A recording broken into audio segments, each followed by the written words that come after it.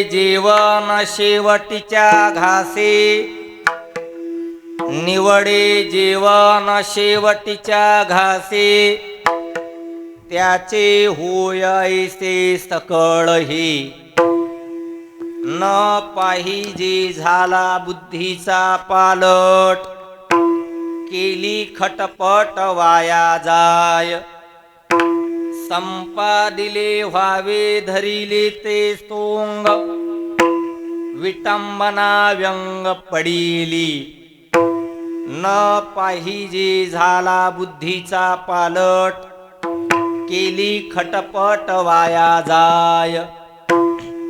तुका मने वर मने नता तो रांधी, पावविते बुद्धी अवकळा, न पाहिजे झाला बुद्धीचा पालट, केली खटपट वाया जाय. श्री पांडुरंगा सद्गुरु हे स्वामी, पांडुरंगा सद्गुरु हे श्री पांडुरंगा सद्गुरु हे स्वामी, पांडुरंगा सद्गुरु हे दया पाद पद्मी नमन माझे, पाद पद्मी नमन माझे, पाद पद्मी नमन माझे. श्री पांडुरंगा सद्गुरु हे स्वामी, पांडुरंगा सद्गुरु हे श्री पांडुरंगा सद्गुरु हे स्वामी, पांडुरंगा सद्गुरु हे दया पाद पद्मी नमन माझे.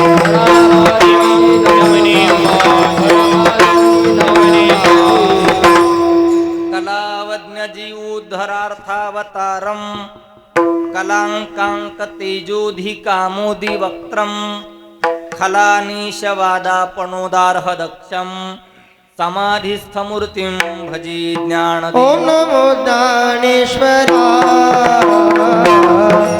ओम नमो ज्ञानेश्वरा, ओम नमो ज्ञानेश्वरा,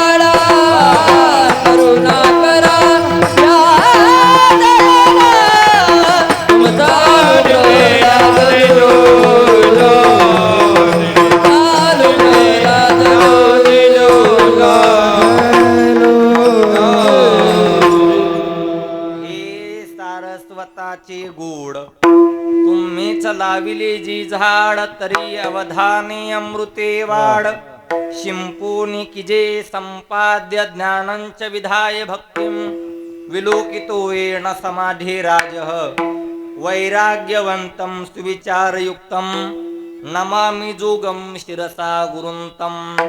काशाय वस्त्रं करदण्डधारिणीं, कमण्डलु पद्मकरेण शङ्खं, चक्रं गदाभूषयितभूषणाढ्यं, श्रीपादराजं शरणं प्रपद्ये.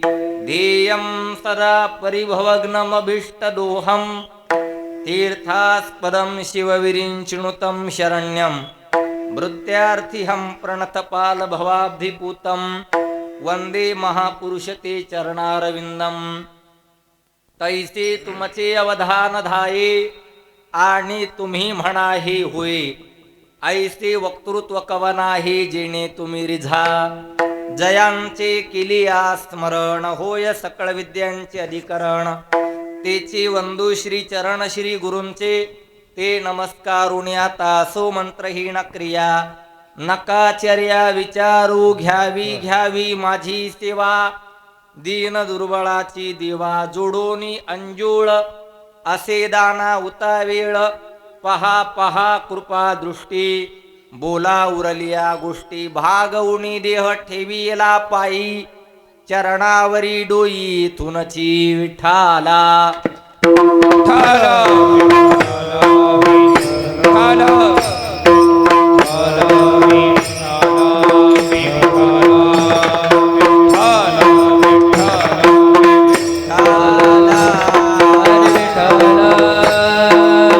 विठ्ठल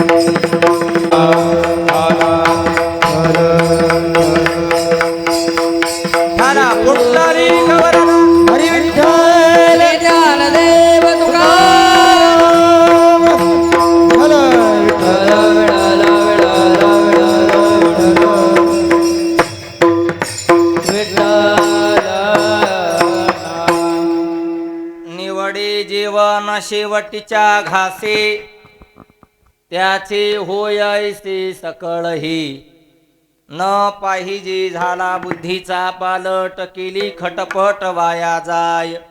प्रस्तुत प्राप्त प्रसंगी कीर्तनरूपी सेवेसाठी निवडलेला अभंग हा श्रीमंत संत जगद्गुरु श्री तुकाराम महाराज यांचा 4 चरणाचा एक अत्यंत महत्वाचा, अत्यंत प्रसिद्ध, अत्यंत गोड असा अभंग सेवेसाठी घेतलेला आहे.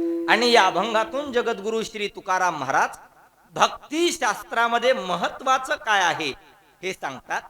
भक्ती शास्त्रातलं गंतव्य काय आहे हे सांगतात.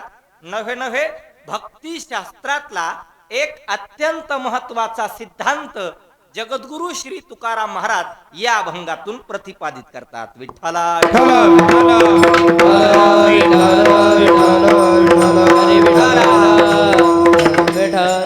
किम निमित्ताने सेवा आहे हे वेगळं सांगायलाच नको. वेगळं सांगण्याचं कोणतंही आणि काहीही कारण शेष नाही, किंबहुना ती वेळही नाही. पण तरी सुद्धा वक्त्याचं प्रधान कर्तव्य या न्यायाने सांगायचं ठरलं तर आपल्या सर्वांचे परिचित असणारे महाराष्ट्रातील ख्यातकीर्त पखावज वादक आमचे सन्मित्र आदरणीय परमपूज्य श्री विठ्ठल महाराज जमदाडे यांच्या पितृचरणाच्या प्रथम पुण्यस्मरणाच्या निमित्ताने श्री बाबूराव विठ्ठलराव जमदाडे यांच्या प्रथम पुण्यस्मरणाच्या वर्ष श्राद्धाच्या निमित्ताने ही कीर्तनाची सेवा सर्व जमदाडे कुटुंबियांच्या वतीने माझ्या वाट्याला आलेली आहे. आणि या सेवेसाठी सर्व संप्रदायातील ख्यातनाम गायक वादक तथा महाराज मंडळी उपस्थित आहेत. मला जन्मूनही जेवढे दिवस झालेले नाहीत त्याही पेक्षा दुप्पट काल ज्यांचा परमार्थात व्यतीत झालाय आणि होतोय अशी सर्व मंडळी इथे उपस्थित आहेत. एकाचं नाव घेतलं तर स्वतंत्र हरिपाठ नाही पण काकडा नक्की तयार होईल एवढी मंडळी सध्या इथे उपस्थित आहेत. त्यामध्ये आदरणीय परमपूज्य महाराष्ट्रातील एक ख्यातकीर्त गायनाचार्य, संगीत अलंकार आदरणीय परमपूज्य आमचे अभिमन्यू आबा पांचाळ ते सुद्धा उपस्थित आहेत. आदरणीय परमपूज्य वारकरी संप्रदायातील एक अत्यंत उत्कृष्ट गायनाचार्य, एक अत्यंत वारकरी व्यक्तिमत्व आदरणीय परमपूज्य आमचे श्री अमोल महाराज जाधव ते सुद्धा उपस्थित आहेत. आदरणीय परमपूज्य वारकरी संप्रदायातील एक अत्यंत उत्कृष्ट कीर्तनकार आमचे सन्मित्र आदरणीय परमपूज्य आमचे स्वप्नील महाराज सुद्धा उपस्थित आहेत. आदरणीय परमपूज्य वारकरी संप्रदायातील एक आता कुणाकुणाचं नाव घ्यावा हा स्वतंत्र विषय, इतकी मंडळी इथे उपस्थित आहेत. त्यामध्ये आदरणीय परमपूज्य संप्रदायातील एक अत्यंत गोड कीर्तनकार आदरणीय आमचे नागनाथ महाराज आहेत. आदरणीय परमपूज्य वारकरी संप्रदायातील एक अत्यंत गोड गायनाचार्य आदरणीय परमपूज्य आमचे गोविंद महाराज आहेत. आदरणीय परमपूज्य वारकरी संप्रदायातील एक अत्यंत उत्कृष्ट भागवताचार्य कीर्तनकार आमचे आकाश महाराज आहेत. आदरणीय परमपूज्य संप्रदायातील एक अत्यंत उत्कृष्ट पखावज वादक माझे सन्मित्र आदरणीय आमचे बालाजी महाराज आहेत. आदरणीय परमपूज्य वारकरी संप्रदायातील एक अत्यंत गोड कीर्तनकार पखावज वादक आदरणीय परमपूज्य आमचे सन्मित्र घनसावून घेऊन ते आलेले आहेत. आदरणीय आमचे सिद्धेश्वर महाराज गाडवे ते सुद्धा उपस्थित आहेत. आदरणीय परमपूज्य वारकरी संप्रदायामध्ये जी मंडळी गायन शिकतात, जी मंडळी वादन शिकतात, त्या सर्वांच्या परीक्षा घेण्याचं अखिल गांधर्व महाविद्यालयाच्या माध्यमातून जे काम करतात, असे आपल्या मराठवाड्याचं वैभव आदरणीय आमचे बालाजीराव काळे ते सुद्धा उपस्थित आहेत. आदरणीय परमपूज्य वारकरी संप्रदायातील एक अत्यंत उत्कृष्ट पखावज वादक आमचे सन्मित्र वैभव महाराज सावळी ते सुद्धा उपस्थित आहेत. आदरणीय परमपूज्य वारकरी संप्रदायातील एक अत्यंत उत्कृष्ट पखावज वादक अगदी दोन्ही हातानं पखवाज वाजवतात, म्हणजे दोनच हातानं वाजवत असतात, आमचे पवन तात्या करंजीकर ते सुद्धा उपस्थित आहेत. आदरणीय परमपूज्य आमचे चोरघे पाटील आहेत. आदरणीय परमपूज्य संप्रदायातील एक अत्यंत उत्कृष्ट तबला वादक आदरणीय आमचे पवन महाराज आंभोरे आहेत. आपल्याच गावचं भूषण आदरणीय परमपूज्य मुंजाजी महाराज आहेत. आदरणीय परमपूज्य वारकरी संप्रदायातील एक अत्यंत उत्कृष्ट गायनाचार्य माझे सन्मित्र आदरणीय आमचे अमोल महाराज सोळंके ते सुद्धा आहेत. आदरणीय परमपूज्य वारकरी संप्रदायातील सर्वच मंडळी ते बहुधा पंचक्रोशीतील भजनी मंडळी सर्व उपस्थित आहेत. सर्वांच्या चरणाला सविनय साष्टांग वंदन करतो. आज माझे पितृचरण सुद्धा उपस्थित आहेत, त्यांना सुद्धा वंदन करतो. आणि आदरणीय आमचे नाना सुद्धा आहेत. सर्वांना अंतःकरणापासून धन्यवाद देतो आणि काहीसा अभंगाचा विचार करण्याचा आपल्याला प्रयत्न करायचा आहे. विठ्ठला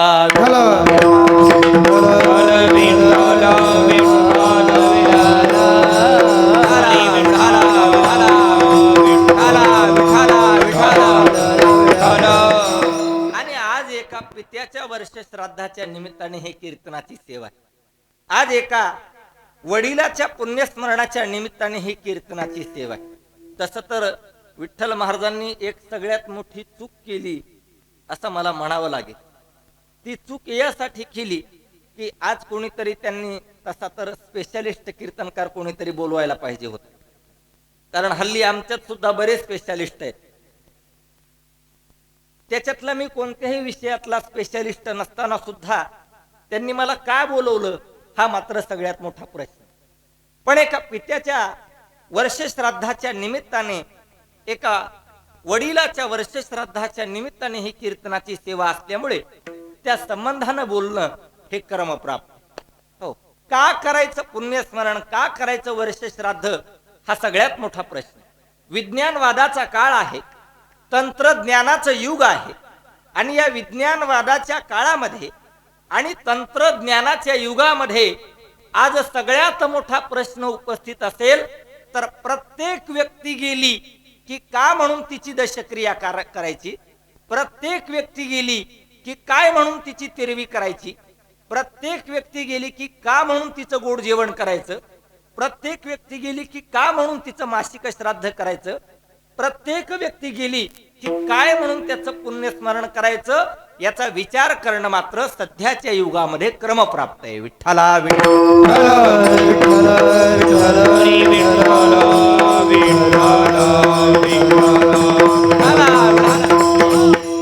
व्यक्ती तरुण जाऊ द्या, अन्यथा वयोवृद्ध जाऊ द्या, प्रत्येक व्यक्तीचं गोड जेवण, प्रत्येक व्यक्तीची तेरवी, प्रत्येक व्यक्तीचं मासिक श्राद्ध हे केलंच पाहिजे, केलंच पाहिजे. काही लोक म्हणतात महाराज अहो तरुण गेला, फार मोठं दुःख झालं आणि काय म्हणून आम्ही त्याचं पुण्यस्मरण करावं, काय म्हणून आम्ही त्याचं गोड जेवण करावं. लोक तरुण गेलं की त्याची तेरवी करत नाहीत. पण ज्ञानोबा राय सांगतात अरे तरुणाचा जर वाढदिवस उल्हासाने करायला चालतो तर त्याचं पुण्य स्मरण आणि त्याची तिरवी का करू नये? विठ्ठला विठ्ठल. भाषा ज्ञानोबरायचीच आहे, भाषा करंजीकराची नाही. वाढदिवसे करीती उल्हासे. काय ज्ञानोबरायांच्या बुद्धीचं कौशल्य असेल महाराज. 750 वर्षापूर्वी त्यांना माहिती होतं की 750 वर्षानंतर लोक वाढदिवस सुद्धा उल्हासानं साजरा करणार आहेत. विठ्ठला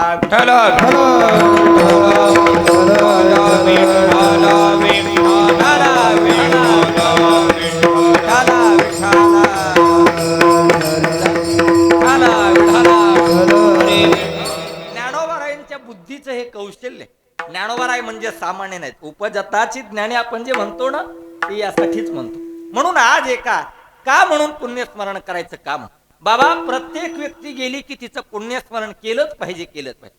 महाराज अहो एकीकडे जग चंद्रावरती चाललंय आणि तुम्ही सांगता वर्ष श्राद्ध करा, पुण्यस्मरण करा, मासिक श्राद्ध करा. काय म्हणून?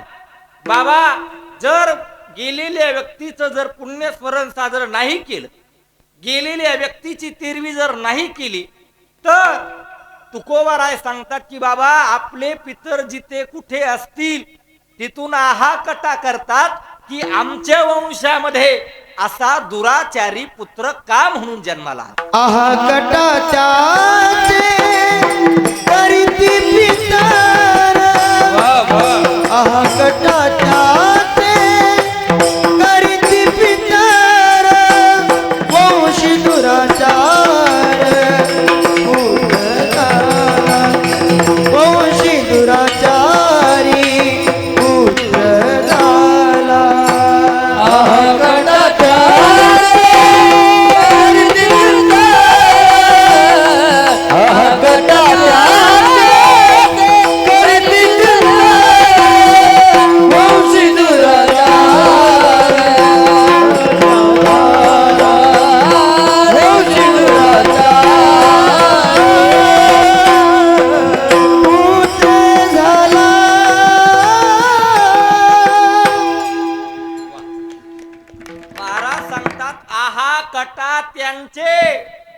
करीती पितर वंशी दुराचारी पुत्र झाला. ते पितर जिथे कुठे असतील तिथून आहाकटा करतात की आमच्या वंशामध्ये असा दुराचारी मुलगा काय म्हणून जन्माला. ठीक आहे महाराज, लक्षात आलं, केलंच पाहिजे. केलंच तर फायदा काय? प्रमाण क्षेपक आहे आणि क्षेपक प्रमाण टाळावरती शक्यतो म्हणायचं नसतं असा आपल्या संप्रदायाचा नियम आहे. मग केलंच तर फायदा काय? महाराज सांगतात की बाबा केलं ना तर ते त्यांच्या कुळाचं कल्याण इच्छितात. तुका म्हणे पितर आशीर्वाद देती, कल्याण इच्छिती आपुल्या कुळा. विठ्ठला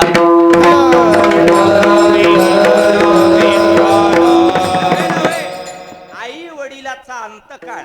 अण्णा आई वडिलांचा अंतकाळ म्हणजे मुलाच्या दृष्टीने पर्वकाळ सांगितलेला आहे. पर्वकाळ सांगितले हो. एखादा पर्वकाळ मनुष्याच्या जीवनामध्ये 60 वर्षानंतर येत. एखादा पर्वकाळ मनुष्याच्या जीवनामध्ये 12 वर्षानंतर येत. एखादा पर्वकाळ वर्षाला येत. पण एक पर्वकाळ असा आहे तो मुलाच्या जीवनामध्ये एकदा आणि एकदाच येतो.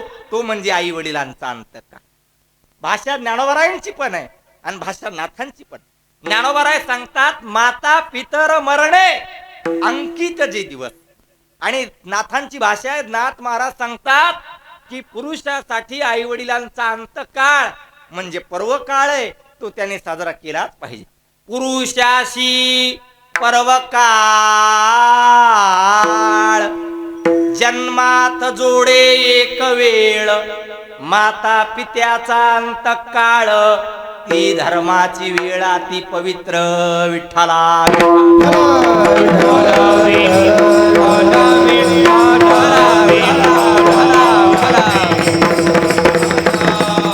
आणि नुसती गेल्यानंतर मोठी तिरवी करायची नाही.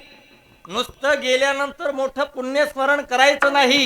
जोपर्यंत आई वडील आहेत ना तोपर्यंत त्यांची सेवा पण करायची, सेवा पण करायची. ज्ञानेश्वर महाराज सांगतात की बाबा बाहेर लोकांना जेहरी घालत असेल कोणतरी लक्ष द्यावं. द्या कोणतरी लक्ष, कोणतरी उठा एक जण. ठाला विढाला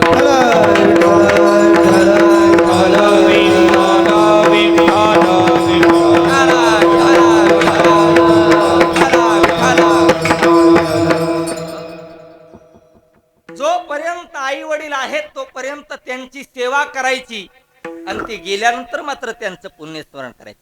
आई वडील आहेत तोपर्यंत त्यांचा आदर करायचा नाही. आई वडील आहेत तोपर्यंत त्यांच्याशी नीट बोलायचं नाही. आज अशी कितीतरी मंडळी आहेत ती आई वडिलांशी नीट बोलत नाही. आई वडील आहेत तोपर्यंत त्यांची सेवा केली पाहिजे आणि आई वडील गेल्यानंतर मात्र त्यांचं पुण्यस्मरण साजरं केलं पाहिजे. महाराज ज्ञानोबा राय सांगतात की बाबा जे मुलं, काही काही लोकांचा स्वभाव असतो बाहेर लोकांना जेहारी घालायचा, राम राम राम राम राम राम, अख्ख्या गावाला जेहारी घालायचा आणि घरी आई वडिलांशी नीट बोलायचं नाही. ज्ञानेश्वर महाराज सांगतात जी मुलं बाहेर लोकाला आदराने जेहारी घालतात, राम राम घालतात आणि घरी आल्यानंतर आई वडिलांना नीट बोलत नाहीत ना, ज्ञानेश्वर महाराज त्याला मूर्ख म्हणतात. मूर्ख म्हणतात. घरी मात पितरा धड बोली नाही संसारा, एर विश्व भरू आदरा मूर्ख जैसा विठ्ठला.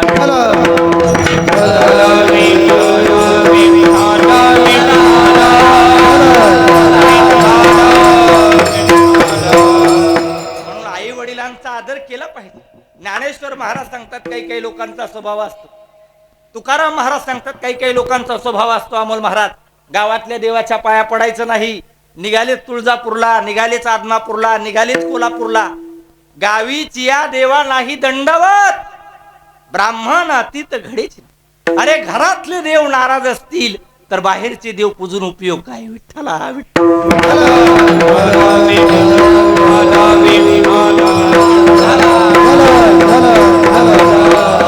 आणि आई वडिलांच्या सेवेची ताकद सामान्य नाही. आई वडिलांच्या सेवेची ताकद, आई वडिलांची जी सेवा आहे ना त्या सेवेची ताकद नाही, ताकद सामान्य नाही. पण आतापर्यंत काय झालं, वेदांनी पण आईचंच वर्णन केलं, आईचंच वर्णन केलं.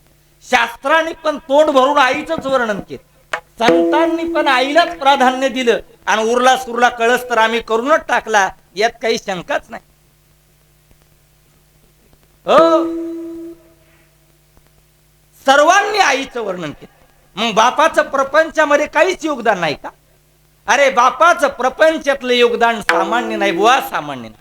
आमचे गुरुवर्य भास्कर महाराज शिंदे बाबा सांगत असतात, बुवा बाप म्हणजे या संसार नावाच्या चित्रपटातला पडद्यामागचा कलाकार असतो. हो, बाप म्हणजे तो चित्रपटात दिसत नसतो पण त्याच्याशिवाय चित्रपट नसतो. विठ्ठला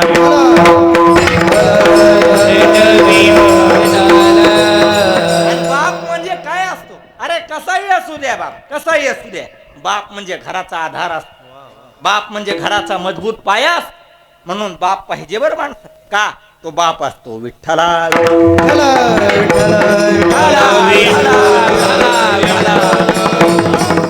बाप, बापाचं वर्णन सगळ्यांनी केलं, कोणीच केलं नाही बापाचं वर्णन. मग बापाचं योगदान सामान्य नाही बुवा, बापाचं योगदान सामान्य. बाप म्हणजे या मुलाच्या जीवनातला एक सगळ्यात मोठा शिल्पकार असतो, शिल्पकार असतो. हो, बऱ्याच वेळेला तो रागावून प्रेम करतो. म्हणून बरीच मुलं बापाला शत्रू समजायला लागतात. पण आमच्या विठ्ठलरावांचं मात्र योगदान मात्र सामान्य नाही. वडिलांचा आजारपण असताना सुद्धा त्यांनी मात्र कोणत्याही प्रकारचं तसूवर सुद्धा कमी जास्तपणा केला. हो, आळंदीला राहत असताना, आळंदीला पकवास शिकत असताना सुद्धा वारंवार गावाकडे येऊन त्यांनी मात्र आई वडील, आईची तर सेवा आता तर करतातच, ती तर आम्ही डोळ्यानं पाहतच आहोत, पण वडिलांच्या सेवेत सुद्धा कधीही कमी जास्त त्यांनी अजिबात केलेलं नाही. विठ्ठला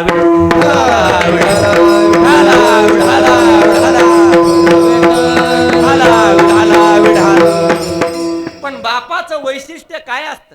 बऱ्याच वेळेला प्रपंचामध्ये आई रडून वगैरे भांडून ती प्रेम व्यक्त करत असते, पण बापाला मात्र प्रेम व्यक्त करता येत नाही. बाप प्रेम व्यक्त करणार तरी कुठे, सांगा ना तुम्ही. बापाला प्रेम व्यक्त करता येत नाही. हा बापाचा सगळ्यात मोठा प्रॉब्लेम असतो. नवे नवे बाप हा मुलाच्या जीवनातला शिल्पकार असतो आणि त्याच्या बदल्यामध्ये तेरवी पुण्यस्मरण गोड जेवण नाही, आपल्या शरीराचे कातडे जरी काढले, बाप करी जोडी लेकराची मोडी, बाप करी जोडी लेकराची मोडी, बाप करी जोडी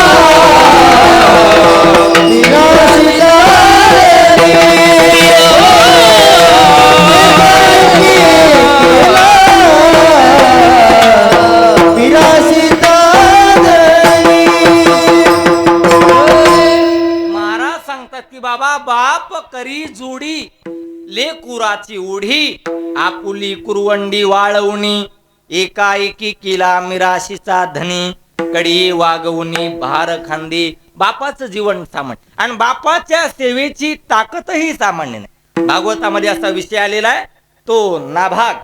त्या नाभागाला 4-5 काहीतरी, आता भरपूर मुलं होती, मला काही सगळी नावं आठवायची नाही. तो नाभाग नावाचा राजा होता आणि त्या नाभागाचे वडील नभग, बरोबर नाकाश महाराज, नाभागाचे वडील नभग.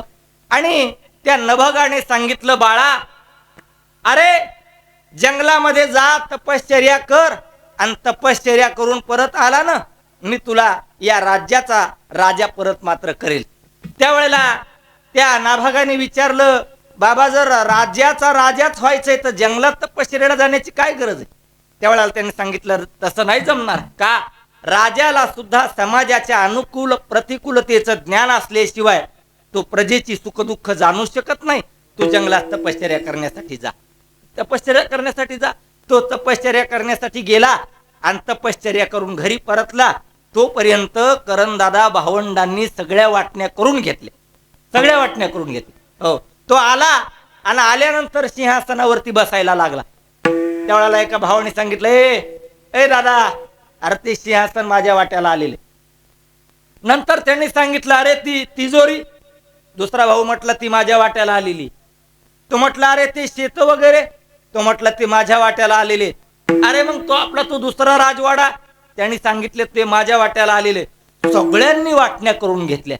मग या नाभागाने भावंडांना विचारलं, मग माझ्या वाट्याला काय? त्यांनी सांगितलं, तुझ्या वाट्याला काही नाही, तुझ्या वाट्याला तो म्हातारा बाप. महाराज, त्या नाभागाने शब्दाची सुद्धा तक्रार केली नाही. त्यांनी सांगितलं, अरे वा, भाऊ असावेत आज, क्या बात. सगळ्या नाशिवंत गोष्टी तुम्ही घेतल्या आणि बाप माझ्यासाठी ठेवला. अरे वा, भाऊ असावेत आज. खरं सांगा, ती थापण असतो तो काय केला? आता ते काही कीर्तनात सांगण्यासारखं आपण केलं ना. अरे वा, भाऊ असावेत आज. नंतर त्याने नभगाला घेतलं आणि जंगलाच्या दिशेने तो राज्य सोडून निघाला. आणि राज्य सोडून निघाला आणि नभग मात्र रडायला लागला. नभगाने सांगितलं, अरे नाभागा, बापांना मुलासाठी संपत्ती आणि संस्कार कमवायचे असतात बरं, पण तुझ्यासाठी संस्कार मात्र कमवले, पण तुला मात्र मला संपत्ती कमवून ठेवता आली. त्यावेळेला नाभागाने सांगितलं, बाबा रडू नका, तुम्ही आहात ना माझ्यासाठी सगळे, बस मला काही नको.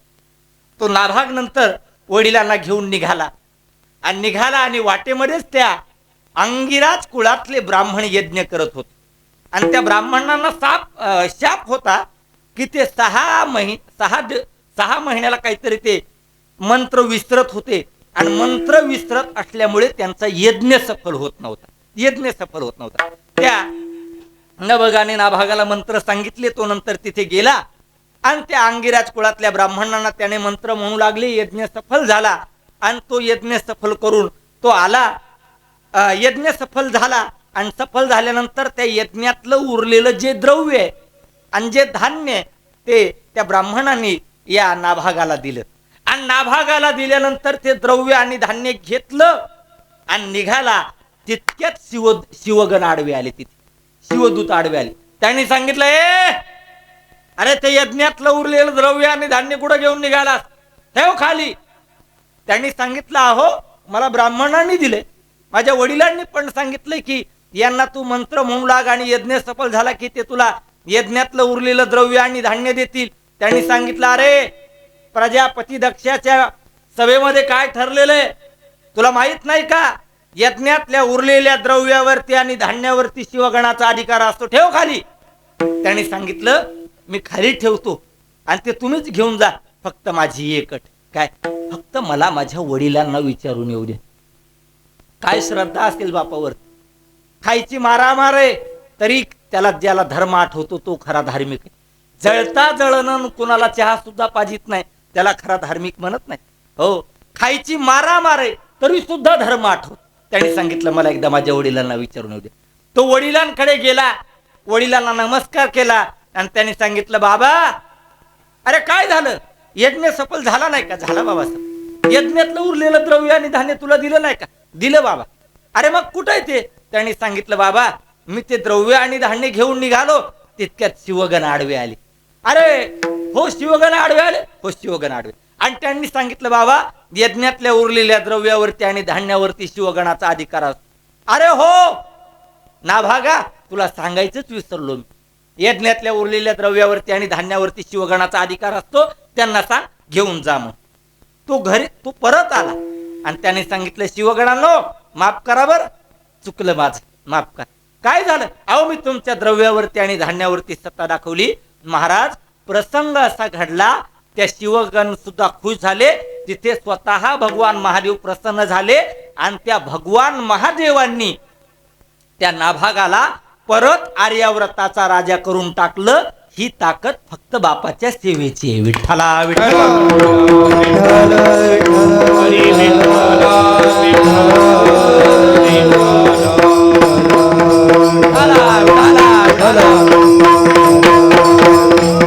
किती कीर्तन केलं, किती गायन केलं, किती वाजवलं आणि घरी जर बापाला जर नीट बोललो नाही ना आपण, तर आपला परमार्थ शून्य आहे. विठ्ठला विठ्ठला.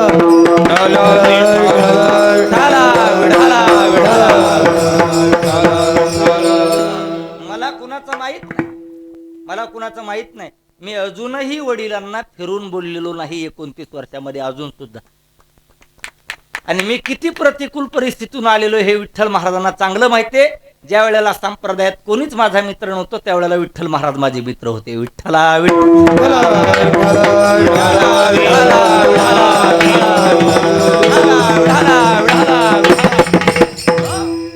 आणि आई वडिलांच्या सेवेची ताकद काय? आई वडिलांच्या सेवेची ताकद सामान्य नाही.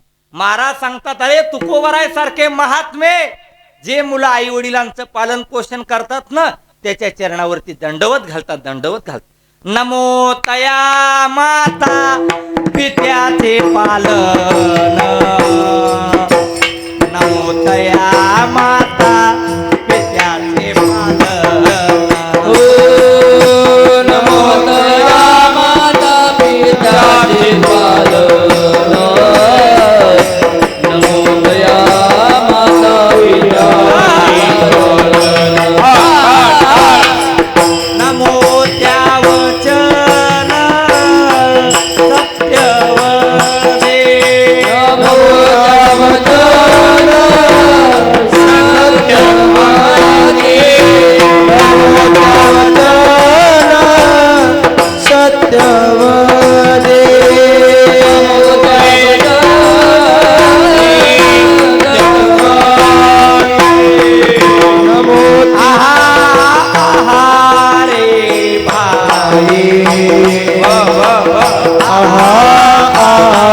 रे मारे रे मारे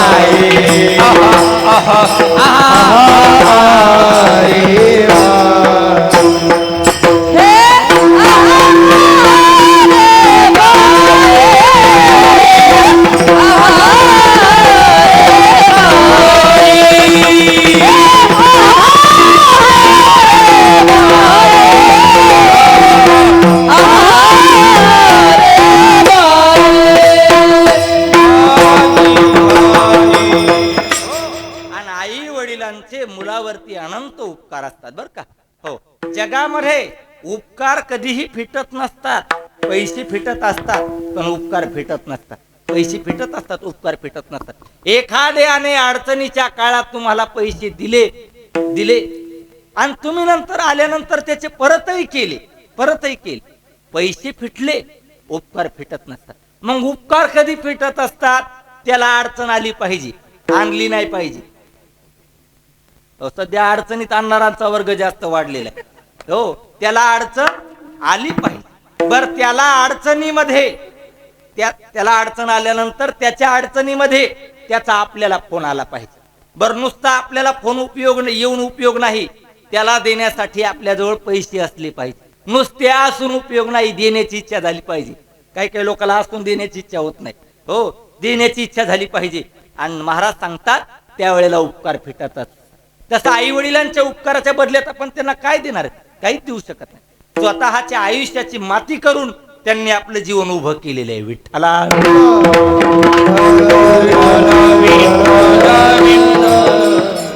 पु ल देशपांडेंनी एक कथा लिहिलेली, तेवढी कथा सांग. एक नेता आपल्या वडिलांची मूर्ती बनवण्यासाठी तो परप्रांतामध्ये गेला. जवळजवळ 100 वर्षापूर्वीची गोष्ट आहे. 100 वर्षापूर्वी पु ल देशपांडेंनी ती कथा रेखाटलेली. तो मूर्ती बनवण्यासाठी गेला आणि गेल्यानंतर त्या मूर्तिकाराने सांगितलं, बाबा मला एखादा फोटो द्या, तुमच्या वडिलांची जशाला तशी मी मूर्ती तुम्हाला बनवून देतो. आणि तोही नाव ऐकूनच त्या मूर्तिकाराचं, शिल्पकाराचं तो गेला होता. आणि गेल्यानंतर काय झालं, प्रसंग असा घडला, त्याने फोटो दिला आणि त्यांनी सांगितलं, बाबा मूर्ती बनवण्यासाठी किती वेळ लागेल, किती दिवसात तुम्ही मूर्ती देणार? त्यांनी सांगितलं, मला अगोदर साचा बनवावा लागेल साहेब, आणि साचा बनवून झाला की नंतर डोळ्याची ठेवण, कपाळाची ठेवण, पोटाची ठेवण, हाताची ठेवण, त्याच्यामध्ये जर तुम्हाला काही कमी जास्त वाटलं तर नंतर त्या साच्यामध्ये दुरुस्ती करून नंतर मी तुम्हाला धातूची मूर्ती बनवून दी. आता त्याने तो साचा जवळजवळ 1 महिन्यामध्ये बनवला. आणि साचा बनवल्यानंतर हा नेता परत तिथे गेला. आणि गेल्यानंतर महाराज त्याने साचा असा बनवला होता, आबासाहेब, असा साचा बनवला होता जणू काही हुबेहूब याचा बसलेला जिवंत बाप दिसत होता. अशी मूर्ती बनवली. आणि त्यांनी सांगितलं, अरे वा, काय मूर्ती बनवली, वा वा वा वा, काय मूर्ती बनवली साहेब. आत्ताच बघा, डोळ्याची ठेवण बघा, कपाळाची ठेवण बघा, चेहऱ्यावरचा हसू बघा, पोटाची ठेवण बघा, बैठक बघा, हात बघा. परत काही कमी जास्त करता येणार नाही बरं का. एकदा साचा झाला की नंतर काही बदल करता येत नसतो. त्यांनी सांगितलं, अरे काही आवश्यकता, सेम माझे वडील असेच होते, ठीक आहे, मूर्ती बनवून टाक. आता तो नेताच होता, त्याने सांगितलं, जागरूक नेता होता, त्याने सांगितलं, अरे तू आता इतके जर कष्ट केलेले आहेत एवढी मूर्ती करण्यासाठी, तर मग आता ह्याचे काहीतरी तुला पैसे द्यावे लागतील. त्याने सांगितलं, साहेब अहो, नंतर संपूर्ण मूर्ती झाल्यानंतर दिले तरी चालतील, आता द्यावे अशी काही घाई नाही. त्याने सांगितलं, नाही अरे बाबा, फार कष्ट केले तुला काहीतरी पैसे देणं क्रमप्राप्त आहे. गोष्ट किती वर्षापूर्वीची आहे हे ध्यानात ठेवा. गोष्ट किती वर्षापूर्वीची आहे? 100 वर्षापूर्वीची. काहीतरी पैसे दिले पाहिजे. साहेब नको, नंतर दिले तरी चालतील मूर्ती बनवून झाल्यावर. अरे नाही बाबा, फार कष्ट केलेले, तुला सुद्धा प्रपंच, तुला सुद्धा पैसे लागतील, सांग. आता त्याने 50 वर्ष त्याने सांगितलं, साहेब एवढा जर आग्रह करता तुम्ही तर एक काम करा, 50,000 रुपये द्या. किती वर्षापूर्वी? जागेत ना तुम्ही अजून? 100 वर्षापूर्वी 50,000 रुपये. त्या नेत्यांनी सांगितलं, अरे 50,000 रुपये. मला वाटलं संपूर्ण मूर्ती बनवून झाल्यानंतर तू 50,000 रुपये घेशील, तू तर मातीच्या साच्याचेच 50,000 रुपये मागतो. आणि त्यावेळेला अडचण अशी होती, त्यावेळेला स्वस्तही होती पण पैसा महाग होता. अण्णा त्यावेळेला स्वस्तही होती, पैसा महाग होता. आता महागाई आहे पण पैसा स्वस्त आहे. 2 तासात 25,000. आता पैसा स्वस्त आहे. आता महागाई आहे पवन महाराज पण पैसा आता स्वस्त आहे. तो त्यावेळेला त्यांनी सांगितलं, अरे 50,000 रुपये. हो 50,000.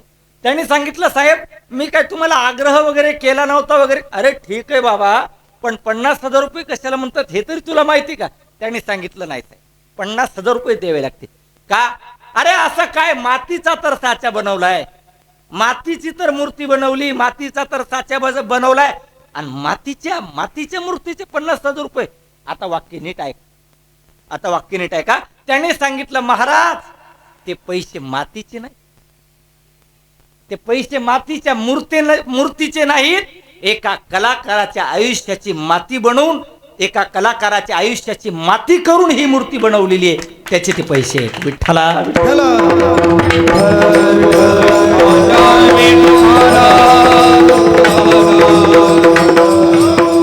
कधीतरी आई वडिलांच्या कष्टाचा विचार करा. त्यांनी त्यांच्या आयुष्याची माती करून त्यांनी ही मूर्ती बनवलेली आहे. विठ्ठला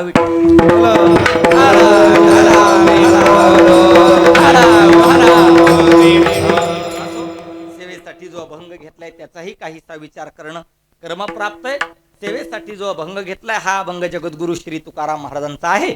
आणि या अभंगातून तुकाराम महाराज भक्तिशास्त्रातला एक अत्यंत महत्वाचा सिद्धांत प्रतिपादित करतात. भक्तिशास्त्रातलं गंतव्य काय असेल, भक्तिशास्त्रातलं साध्य काय असेल, तर भक्तिशास्त्रातलं एवढंच साध्य आहे, काय, शेवट चांगला होणे. विठ्ठला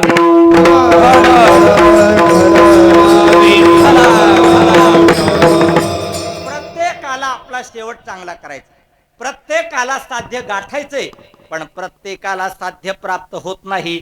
ज्ञानोबा सांगतात, मोठ्या मोठ्या लोकांनी या साध्य प्राप्तीसाठी उड्या घातल्या पण प्रत्येकाला साध्य प्राप्त होत नाही. भगवान 7व्या अध्यायामध्ये सांगतात, मनुष्याणाम सहस्रेषु कश्चिद यतति सिद्धे यततामपि सिद्धाणाम कश्चिन माम व्यक्ती तत्वतः की तया ही पाठी जे वेळी लोह मासा ते घाटी विजय श्रीच्या पाठी एकुची बैसे तैसे असतेच्या महापुरी रिगता ती कोटीवरी परी प्राप्तीची पैल तरी विपायला निघे आवश्यक तो शेवट. आवश्यक तो शेवट खटपट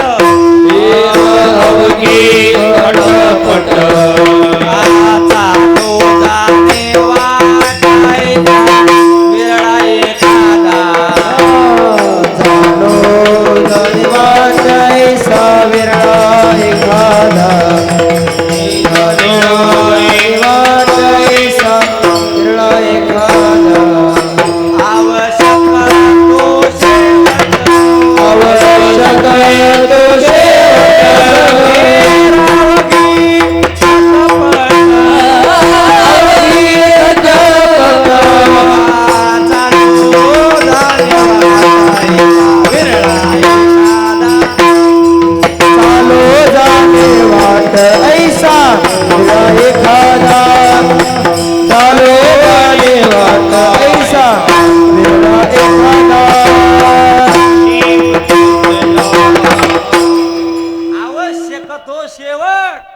प्रत्येकाला शेवट आवश्यक आहे. प्रत्येकाचे प्रयत्न त्याच दिशेने चाललेले आहेत, पण प्रत्येकाचा शेवट गोड होत नसतो, प्रत्येकाचा शेवट चांगला होत नसतो. पण तुकोबाराय म्हणतात, माझा झाला शेवट तो भला, शेवट तो भला, शेवट तो भला, शेवट तो भला, शेवट तो भला.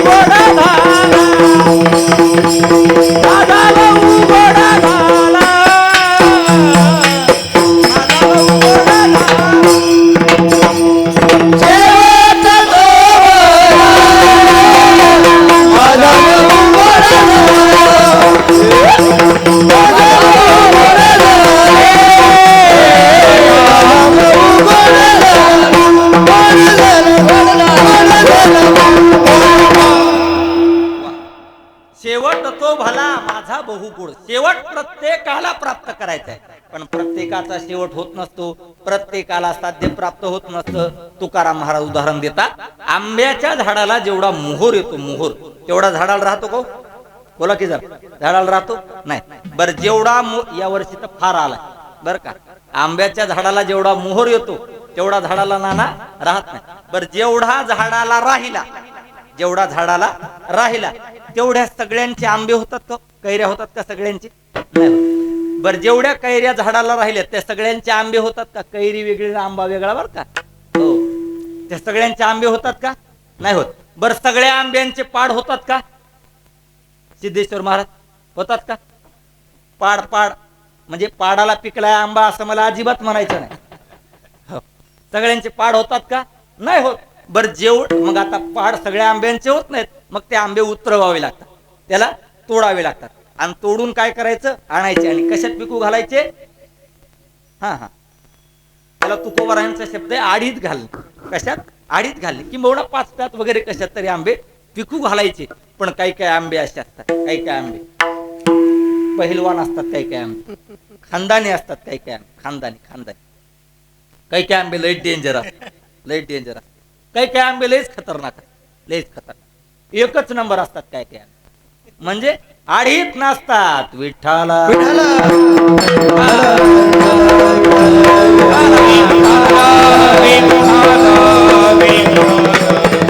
महाराज सांगतात, महुरा ऐशी काही, महुरा ऐशी फळे काही, आली काही गळती, पक्वदशे येती थोडी, नाश आढी तो वेचे. सांगण्याचा सिद्धांत एवढाच आहे, शेवट प्रत्येकाला प्राप्त करायचा आहे, शेवट प्रत्येकाला गोड करायचा आहे, साध्य प्रत्येकाला प्राप्त करायचंय.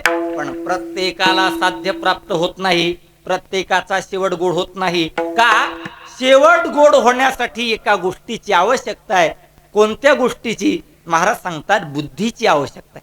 शेवट गोड होण्यासाठी बुद्धीनं साथ दिली पाहिजे, आणि बुद्धीने जर साथ नाही दिली तर शेवट गोड होत नाही का? महाराज सांगतात, आयुष्यभर बुद्धी चांगली राहिली आणि मरणाच्या वेळेला जर बुद्धी फिरली तर शेवट चांगला होत नसतो. म्हणून महाराज सांगतात की बाबा, सगळं झालं तरी चालेल पण साध्य प्राप्त करायचं, सगळं झालं तरी चालेल पण गंतव्य स्थान प्राप्त करायचे, सगळं झालं तरी चालेल पण शेवट गोड करायचा आहे.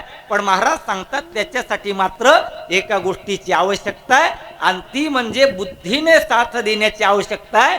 म्हणून महाराज सांगतात, बुद्धीचा पालट झाला नाही पाहिजे अभंगाच्या दुसऱ्या चरणात.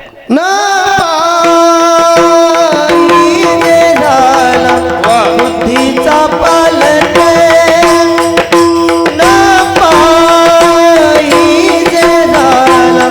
बुद्धीचा पालट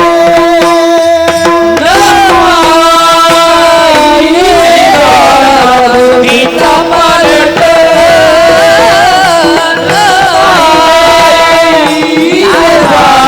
बुद्धीचा पालट न पाहिजे बुद्धीचा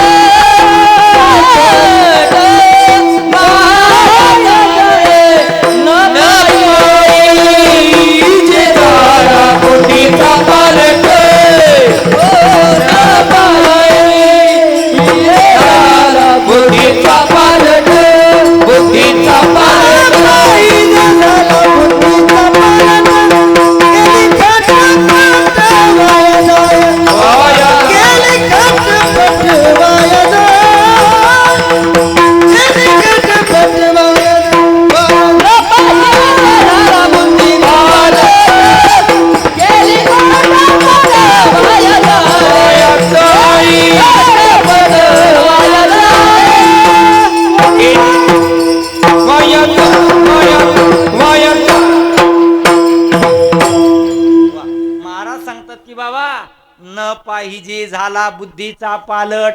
असं का म्हणतात तर त्याचं कारण आहे बुवा, परमार्थामध्ये बुद्धी सारखी राहत नाही विठ्ठला.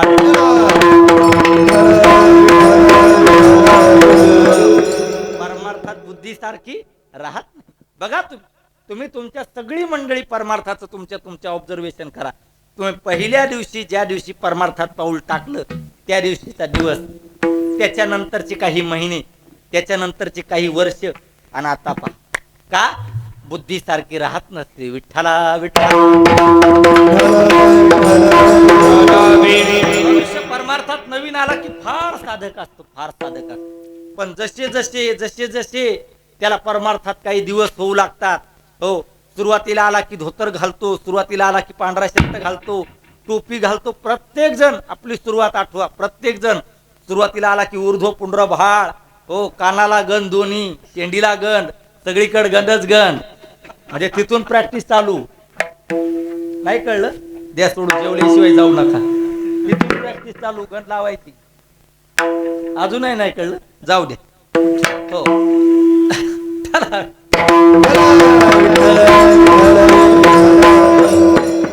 नवीन पहा तुम्ही, हो, नवीन मनुष्य फार साधक असतो. नंतर त्याला नवीन माऊलीचं दर्शन, प्रदक्षिणा, हरिपाठ, हो, अजान वृक्षाखाली पारायण, नवीन. पण काही दिवस झाले की धोतर जातं पॅन्टीवर येतं, धोतर जातं पॅन्टीवर जातं. नंतर दोन्ही कानाचा गंध जातो, शेंडीचा गंध जातो, फक्त कपाळाला ऊर्ध्व पुंड्रभाळ राहत. काही दिवस गेले की तोही जात. हो का? महाराज सांगतात परमार्थात बुद्धी सारखी राहत का?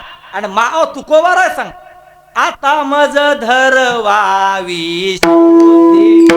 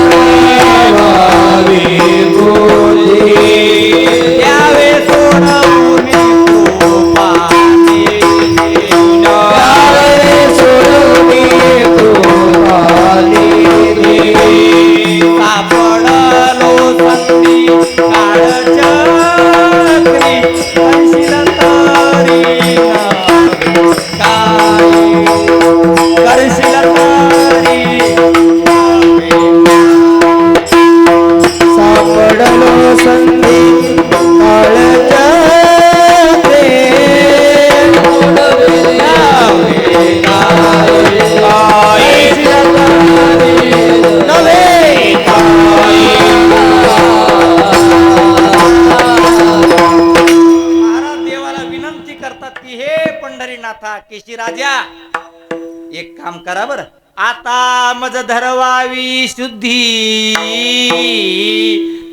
येथोनी परतवावी बुद्धी, द्यावे सोडवून कृपा निधी, सापडलो संधी काळचक्री, का तरीशील तरी नव्हे काही. म्हणून महाराज सांगतात न पाहिजे झाला बुद्धीचा पालट. महाराज सांगतात की बाबा बुद्धीचा पालट नाही झाला पाहिजे. आणि महाराज सांगतात की ही आम्हाला मात्र बरवी ही वेळ, सापडली संधी. काय झालं? बुद्धीने सहाय्य केलं, सहाय्य झाली बोले संचिताची सहाय्य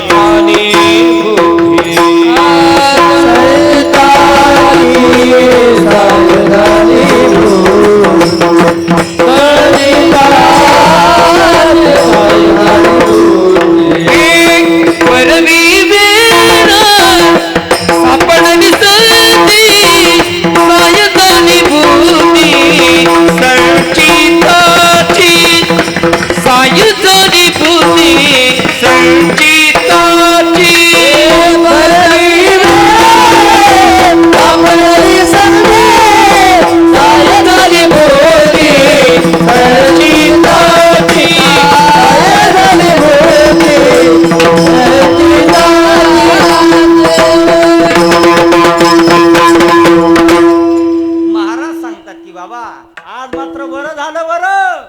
चांगली वेळ सापडली, काय झालं महाराज सांगतात बुद्धीने सहाय्य केलं. आणि चांगल्या चांगल्या माणसांचं पतन का झालं, बुद्धीनं साथ सोडली. विठ्ठला विठ्ठल.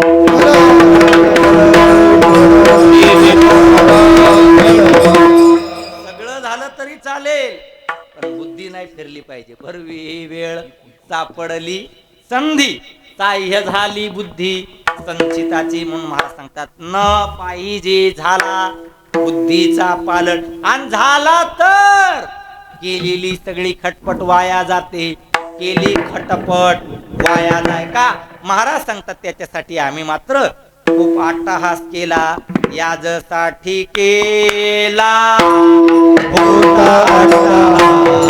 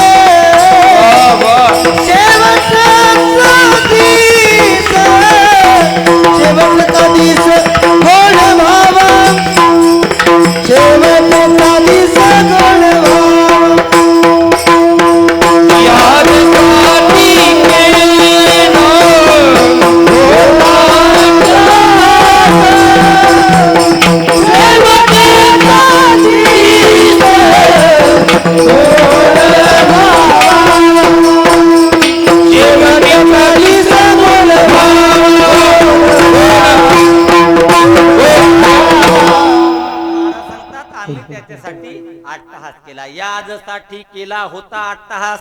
आणि हा अभंग वर्ष श्राद्धाचा नाही बर का. याजसाठी केला होता अट्टहास हा जो अभंग आहे ना स्वप्नील महाराज, हा वर्ष श्राद्धाचा नाही. कमीत कमी गाठ्यातली प्रकरण तरी पाहिली पाहिजे. विठ्ठला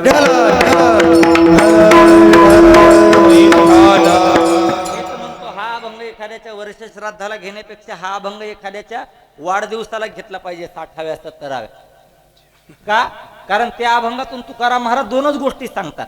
एक म्हणजे संतप्त भूतकाळ सांगतात आणि दुसरं म्हणजे संतृप्त वर्तमान काळ सांगतात. पहिल्या आणि तिसऱ्या चरणामध्ये संतप्त भूतकाळ सांगतात आणि दुसऱ्या आणि शेवटच्या चरणामध्ये संतृप्त वर्तमान काळ सांगतात. आम्ही आयुष्यभर केलं काय आणि त्याचा परिणाम झाला काय याचा विचार त्या महाराज अभंगातून सांगतात. महाराज सांगतात केली बुद्धीचा जर पालट झाला तर केली खटपट, आयुष्यभर केलेली खटपट, आयुष्यभर केलेले प्रयत्न, आयुष्यभर केलेला प्रवास एका सेकंदात मातीत जाऊ शकतो. केली खटपट वाया जाय. कशाप्रमाणे महाराज 3 उदाहरणं देतात. विठ्ठला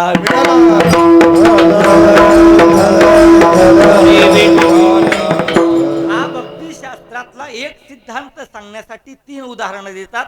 आणि ती 3 उदाहरणं म्हणजे बाकीची 3 चरण आहेत. त्याच्यातलं पहिलं उदाहरण महाराज अभंगाच्या पहिल्या निवडे जे मन शेवटीच्या घाता, निवडे जे मन शेवटीच्या घाता, घाता शेवटीच्या घाता,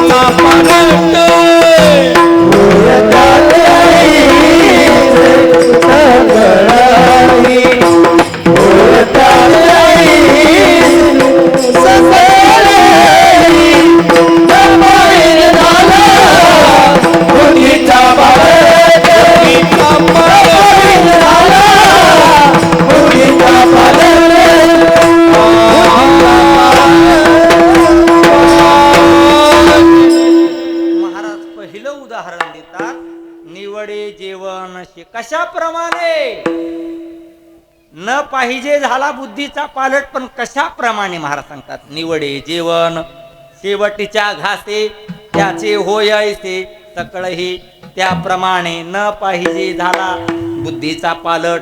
जेवणातला शेवटचा घास महत्वाचा असतो, जेवणाची सुरुवात महत्वाची नसते. तसं जीवनाचीही सुरुवात महत्वाची नसते, जीवनाचा शेवट महत्वाचा असतो. विठ्ठला विठ्ठला. साधी कल्पना करा, एखादा मनुष्य जेवायला बसला एखादा मनुष्य, अगदी श्री बालाजीचा बेत केलेला. श्री बालाजी म्हणजे काय, आमचे गुरुवर्य शांतीब्रह्म मारुती बाबा कोरेकर पाठात सांगत असतात. श्री म्हणजे काय हो, श्री म्हणजे श्रीखंड, बा म्हणजे हा वा चांगलं खाता गिराव तुम्ही, बर बर. बा म्हणजे बासुंद, ला म्हणजे लाडू, जी म्हणजे तुम्ही जेवत नाहीत का, जी म्हणजे कोण जिरे म्हणलं, जी म्हणजे जिलेबी. आणि गुरुवर्य बाबा सांगत असतात बरं का, एकरूप शिरा सुद्धा दोन प्रकारचा केला, एक म्हणजे गणपतराव पाटील आणि दुसरे म्हणजे सखाराम पाटील. हो, गणपतराव पाटील म्हणजे गुळाचा शिरा आणि सखाराम पाटील म्हणजे साखरेचा शिरा. असा श्री बालाजीचा बेत जेवायला केला. त्याने थोडासा सांप्रदायिक होता, त्याने ताटपाणी केलं, वैश्वदेव केला आणि जेवणाला सुरुवात केली. आता माझा साधा तुम्हाला प्रश्न आहे, काय त्याने ताटातले 2 घास खाल्ले, जेवण झालं का? बोला की जरा, ताटातले 2 घास खाल्ले, जेवण झालं? नाही झालं. बरं आता साधं सांगा, जेवण निम्म झालं, जेवण झालं? कोण महाराज, झालं? नाही झालं. बरं आता साधं सांगा, जेवणातले शेवटचे 2 घास शिल्लक राहिले, जेवणातले, जेवण झालं का सांगा? शहाणे जेवणारे सांगा, बुट घालून जेवणाऱ्यांचा हा विषय नाही. झालं का? नाही झालं. का? महाराज सांगतात, थांब थांब थांब थांब थांब, घाई करू नको, थांब, गडबड करू नको, थांब, आताच पत्रिका लावू नको, थांब थोडस, थांब थांब, घाई करू नको. का? जेवणाच्या शेवटच्या घासाला सुद्धा खडा लागण्याची दाट शक्यता आहे.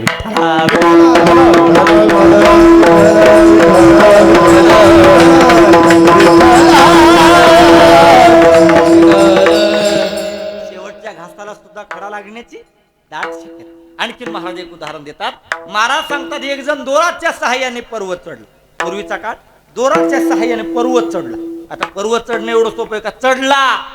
आणि महाराज सांगतात, बस आता 2 पावलं चढले की पर्वत चढलेल्याचा आनंद प्राप्त होणार आहे.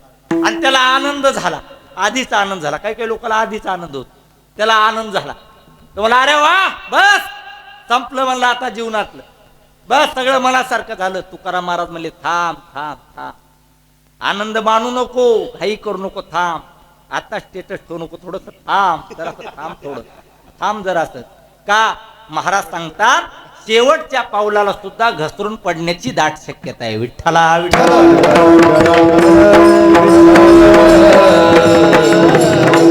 दोराच्या आधारे पर्वत चढला, दोराच्या आधारे पर्वत चढला, दोराच्या आधारे पर्वत चढला,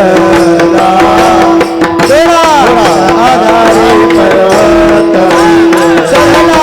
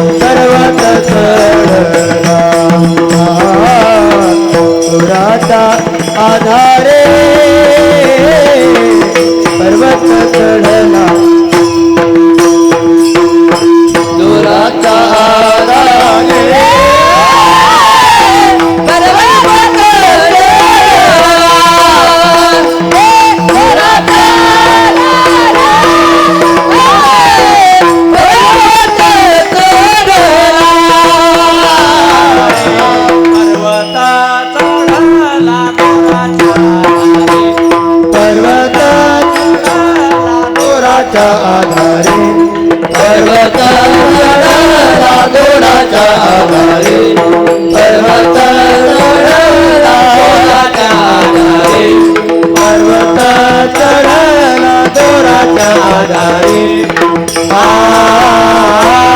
दोराच्या आधारे पर्वत चढला दोराच्या आधारे पर्वत चढला पाऊलासी झाला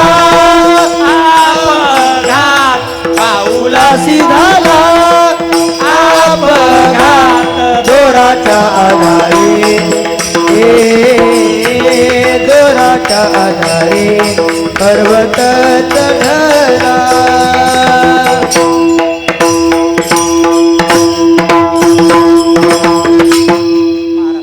दोराच्या आधारे पर्वत चढला पाऊलाशी झाला अपघात त्याच न्यायाने निवडे जेवण शेवटीच्या घासे आणि कोणाचेही नाही त्याचे होय ऐसे सकळी त्याचे म्हणजे कोणाचे न पाहिजे झाला बुद्धीचा पालट त्याचे ऐसे सकळही होय विठ्ठला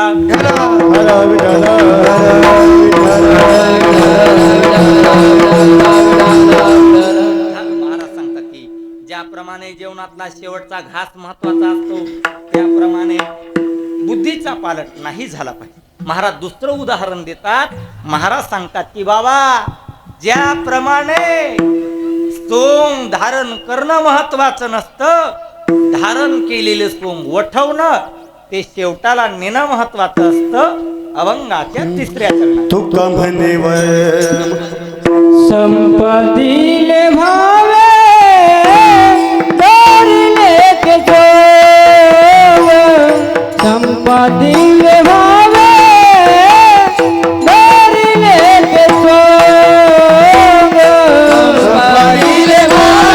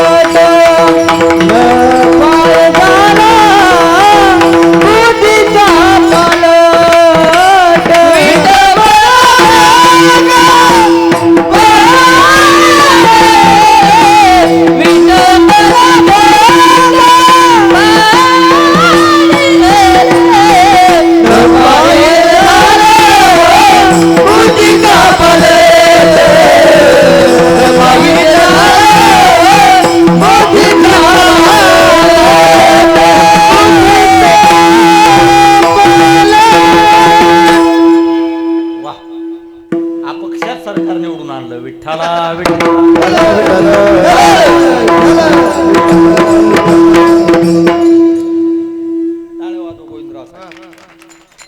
महाराज सांगतात की बाबा ज्याप्रमाणे सोंगामध्ये बर का सोंगामध्ये शेवट महत्वाचा हो सादरीकरण फार महत्वाचं असतं. सादरीकरण काय झालं ते खानदेशी भाषेत नाटक होत. कोणत्या भाषेत नाटक? खानदेशी भाषेत. खानदेशातली भाषा कोणती? तुम्ही थांबा हो ते तिकडचे आहेत ना. खानदेशातली भाषा कोणती? ऐराणी भाषा. ऐराणी भाषेत नाटक होत आणि एकाने ते सगळं नाटक पाठ वगैरे केलं. सगळं नाटक पाठ केलं आणि त्याने आधी बरीच नाटकं पण केलेली होती. आता बहुतेक तुम्ही सुद्धा न कळालेल्याचं नाटक करताय. विठ्ठला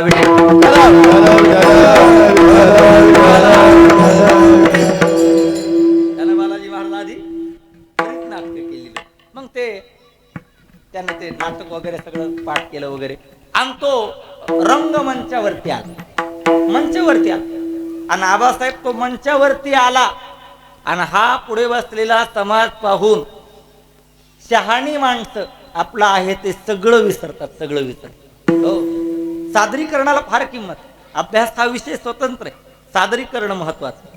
तर मग तो स्टेजवरती आला आणि स्टेजवरती आला आणि त्याचं पाठ केलेलं सगळं विसरलं. त्याचं पाठ केलेलं सगळं विसरलं, सगळंच विसरलं. आणि त्याचं एवढंच चालू झालं. काय? हौ कशाना प्रकारचे, हौ कशाना प्रकारचे, एवढं त्याच्या लक्षात राहिलं. त्या नाटकातलं तेवढं एकच त्याच्या वाक्य ध्यानात राहिलं, हौ कशाना प्रकारचे. आणि तो बुद्धिवान होता ना, मी आधीच बोललो, त्यानं बरीच नाटकं केलेली आधी होती, त्याच्यामुळे त्याला अभ्यास होता. त्याने ते चालू केलं. काय? हौ कशाना प्रकारचे, हौ कशाना प्रकारचे, हौ कशाना प्रकारचे, हौ कशा. आता हे 1-2 मिनिटं ठीक आहे ना, हे अर्धा तास चाललं, अर्धा तास त्याचं एवढंच. काय? हौ कशाना प्रकारचे, हौ कशाना प्रकारचे. आता बालाजी महाराज किती लोक ऐकणार आहेत सांगा बरं? जाणते शहाणे ऐकणारे असं किती वेळा ऐकणार? त्याचं एवढंच चालतं. हौ कशाना प्रकारचे, हौ कशाना प्रकारचे, हौ कशाना प्रकारचे. आता लोक कंटाळले अक्षरशः आणि त्याचं एवढंच चालू. काय? हौ कशाना प्रकारचे, हौ कशाना प्रकारचे. पुढे शहाणे लोक बसलेले होते, त्यांनी सांगितलं हौ पाठ न करणा प्रकारचे. विठ्ठला आता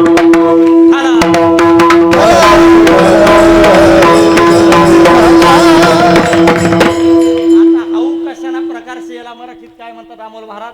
हा कशाचा प्रकार आहे. आणि हौ पाठ न करणा प्रकारचे म्हणजे हा पाठ न केलेल्याचा प्रकार आहे. विठ्ठला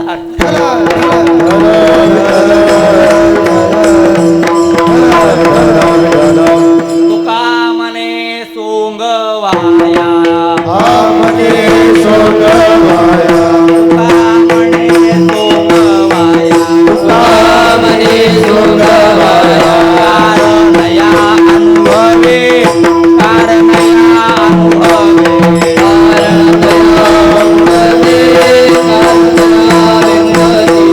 कारणया अनुभवे, कारणया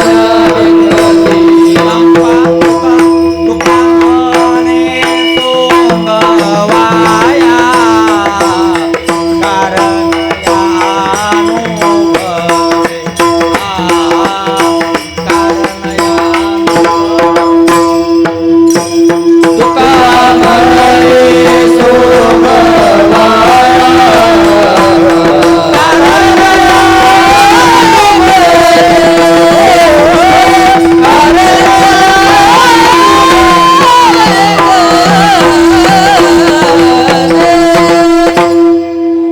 तुका म्हणे सोंगवाया, कारणया अनुभवे, संपादिले व्हावे धरिले ते सोंग, विटंबना व्यंग पडिली. तस जीव हा देवाने पाठवलेला या रंगमंचावरचा कलाकार. आमचे गुरुवर्य भास्कर महाराज शिंदे बाबा सांगत असतात, जीव हा या संसार नावाच्या चित्रपटाच्या रंगमंचावरच्या पाठवलेला एक कलाकार आहे. आणि ते सांगत असतात, देवाला विनंती केली पाहिजे, देवा 60 वर्षात मी वारी केलेली तुला आवडली असेल, मी कीर्तन भजन केलेलं तुला आवडलं असेल, पारायण केलेलं तुला आवडलं असेल, तर देवा एक काम कर, आता मी या नाटकामध्ये 60 वर्ष काम केलेलं आहे, मग तू आता मला बक्षीस म्हणून काही देशील, काहीतरी देशील. मग एक काम काय, मला या नाटकातून काढून टाक, परत मला या नाटकात काम करण्यासाठी पाठवू नको, मला या नाटकातून काढून टाक. आणि कदाचित तुला जर माझं वागणं आवडलं नसेल, देवा काय माहित, अनेक लोकांच्या सान्निध्यात राहून मी काही चांगलाच वागलो असेल याची थोडीच गॅरंटी नाही देवा. कदाचित तुला माझं जर वागणं आवडलं नसेल 60 वर्षात, तर शिक्षा म्हणून काहीतरी देशील ना. एक काम कर, काय, मला परत या नाटकात काम करण्यासाठी पाठवू. चला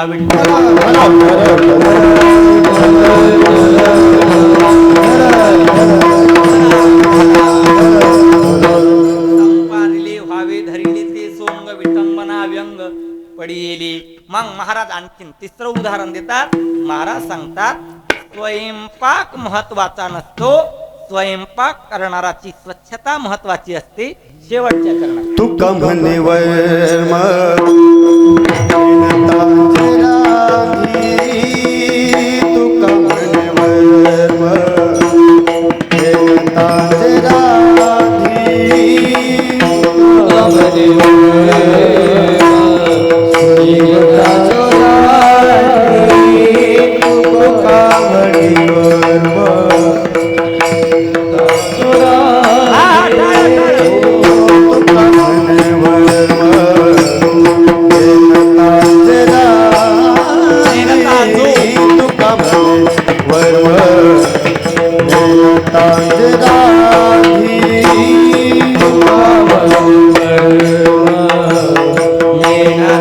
जोरा दे तुका मने वर्मा नेनता जोरा दे पाववीते बुद्धी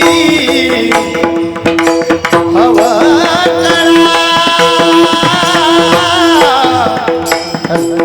पाववीते बुद्धी हवा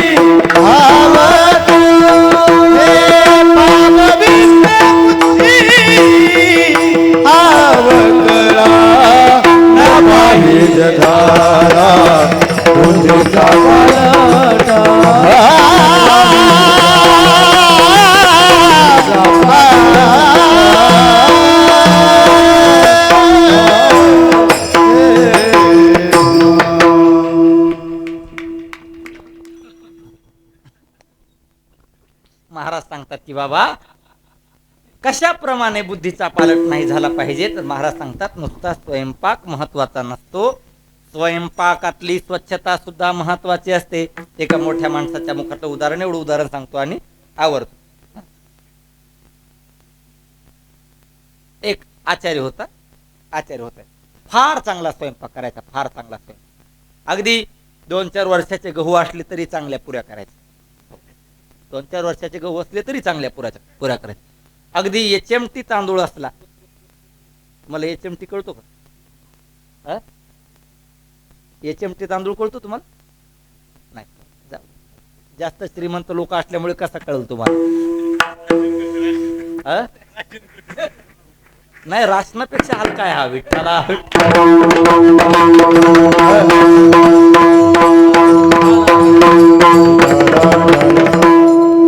मला माहिती नाही, माझं राशन इतका हलका नाही. तो अर्धालाच असतो बालाजी महाराज, सगळा तांदूळ तो अर्धालाच असतो, त्याला कणी म्हणतात थोडक्यात. तो जो एचएमटी तांदूळ, एचएमटी, तसा जरी तांदूळ असला विठ्ठल महाराज, तरी तो असा भात करायचा असा भाताचा सुगंध सुटायचा, एक नंबर एक नंबर, लय सुंदर स्वयंपाक. कमी जरी मसाले असले तरी भाजी चविष्ट करायची असा आचार्य होता. नवे नवे भाज्या काय अशा जरा खराब झालेल्या जरी असल्या तरी भाजी नंबर एक करायची असा आचार्य होता, असा आचार्य होता. आणि नंतर मग ते एका कुखाला त्याला बोलवण्यात आलं, एका कुखाला त्याला बोलवण्यात, त्याने कुखाचा स्वयंपाक केला. पाहुणे म्हणले कुखू लवकर आवरा, लवकर आवरा कुखू लवकर आवरा. का? स्वयंपाक लयच भारी केलाय.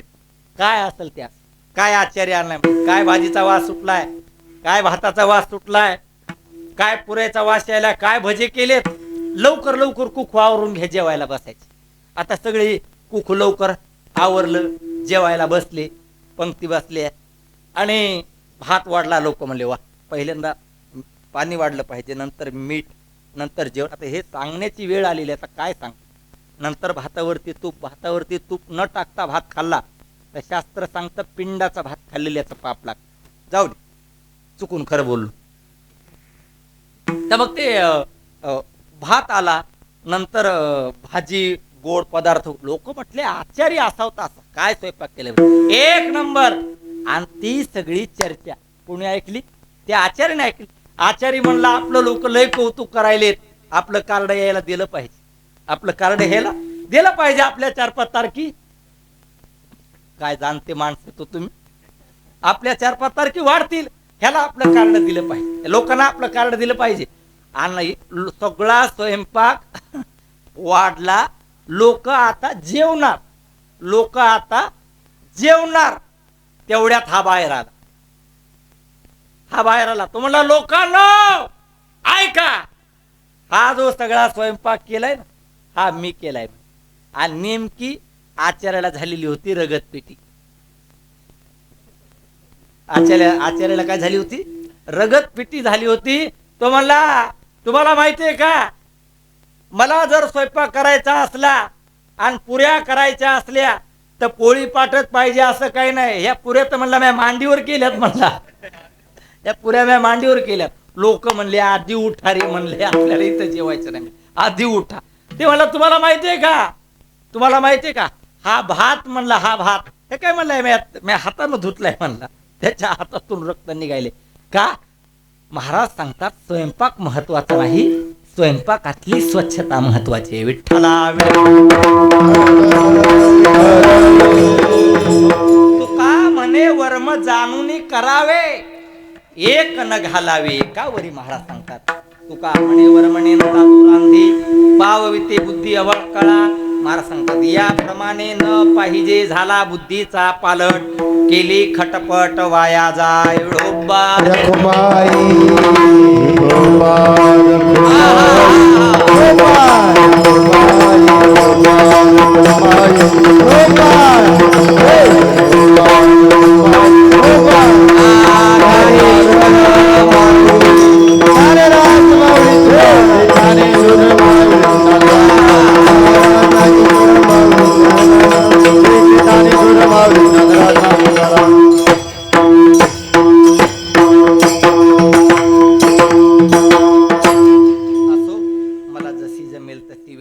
सेवा करण्याचा प्रयत्न केला. झालेली सेवा ज्ञानेश्वर महाराज, तुकाराम महाराज, पांडुरंग परमात्म्याच्या चरणी समर्पित करायची आणि वाणीला विराम द्यायचा. आदरणीय परमपूज्य वैकुंठवासी बाबूराव विठ्ठलराव जमधाडे यांच्या प्रथम पुण्यस्मरणाच्या निमित्ताने ही कीर्तनाची सेवा माझ्या पाट्याला आली आणि या सेवेसाठी सर्व संप्रदायातील महाराष्ट्रातील ख्यातकीर्त गायनाचार्य परिसरातील बऱ्यापैकी भजनी मंडळी येथे उपस्थित आहेत. आणि ही सर्व मंडळी विठ्ठल महाराजाच्या स्वभावाला प्रभावित होऊन आलेली आहेत. विठ्ठल महाराजाचे हो, आपल्या भागात भरपूर मंडळी आहेत, भरपूर कीर्तनकार आहेत, भरपूर लोक आहेत संप्रदाय, पण मी विठ्ठल महाराजासारखा माणूस नाही पाहिजे, खरंच नाही पाहिजे. विठ्ठल महाराज म्हणजे असा माणूस आहे, कोणी कधीही फोन करू द्या नाही म्हणणार नाही, कधीच नाही म्हणणार. त्यांना वेळ असला, आता आमचे कितीतरी कीर्तन असतात आणि आमचं तर अमोल महाराजालाही माहिती, आम्ही कीर्तन जर आम्हाला 4:30ला निघायचं असतं तर आम्ही 4ला फोन करत असतो येता का म्हणून. आता त्याला काय करता, आमचंच प्रवासाचं नियोजन नसतं, आमचा आम्हालाच मेळ नसतो. पण विठ्ठल महाराजाचा मनुष्य कोणाचंही काम असू द्या, काही काम असू द्या, प्रत्येकाच्या सुखदुःखात सहभागी राहणारं व्यक्तिमत्व म्हणजे विठ्ठल महाराज आहेत. विठ्ठल महाराज अत्यंत गोड, अगदी पक्वा सुद्धा अत्यंत चांगला वाजवतात विठ्ठल महाराज. नुसता पकवाजच चांगला नाही, स्वभाव सुद्धा अत्यंत चांगला आहे. स्वभाव चांगला नाही, आचरण सुद्धा प्रत्येकासोबत, कीर्तनकार विद्वान असू द्या, कीर्तनकार कोणताही असू द्या, गायक कसे असू द्या, वादक कसे असू द्या, प्रत्येकाशी त्यांचं चांगलं जमतं. प्रत्येकाशी काय विठ्ठल महाराज प्रत्येकाशी चांगलं.